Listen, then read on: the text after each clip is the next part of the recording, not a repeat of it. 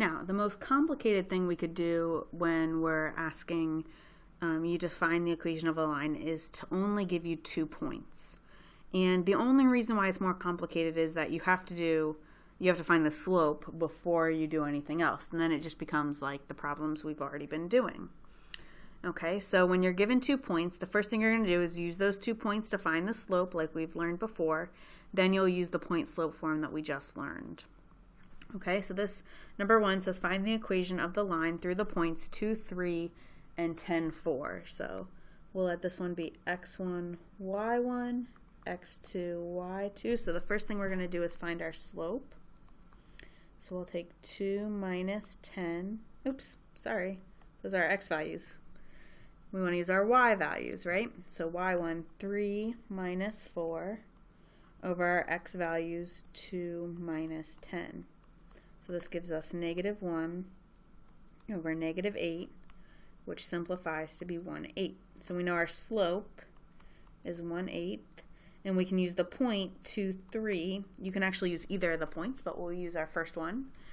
And now it becomes like a problem like we just did in the last video, where we're using point slope formula. So we would do y minus 3 equals 1/8 x minus 2.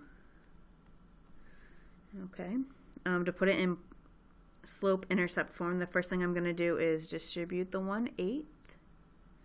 So we would have y minus 3 equals 1/8 x, and then 1/8 times negative 2 would be negative 2/8. So I'm writing up here because I'm going to reduce it.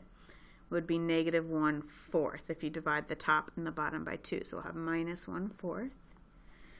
And then the last step, we need to add 3 to both sides. So we'd have y equals 1/8 x, and then negative 1/4 plus 3. Oops.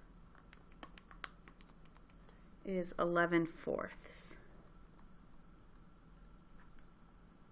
Okay, and that's our equation of our line. Okay, so if we want to do the same thing again, we've got negative 6, 2, and 4, negative 7. So again, the first thing we're going to do is find our slope. Let's label these x1, y1, x2, y2. So we're going to have 2 minus 4 over negative 6. What did I do? I'm sorry. I grabbed the 4 from the x-coordinate. It should be 2 minus a negative 7 over negative 6 minus 4. So here we'll have 9 over negative 10. So that's just negative 9/10. When you have a negative in the numerator or the denominator, you can always just either pull it out front or pull it to the top. Okay, so now we're going to use point slope form. So we'll have y minus 2, or y1, equals negative 9/10 times x minus a negative 6. Okay, I like to rewrite it as x plus 6 just before we go any farther. So that's just a negative, subtracting a negative just becomes a positive. Okay, the next thing we'll do is distribute that negative 9/10. So negative 9/10 x and negative 9/10 times 6 gives us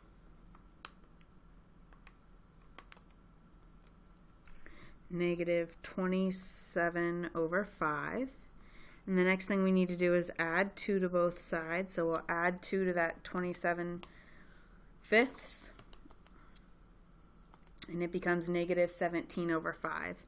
So our final answer, sorry, I'm going to have to go over here, is y equals negative 9/10 x minus 17/5.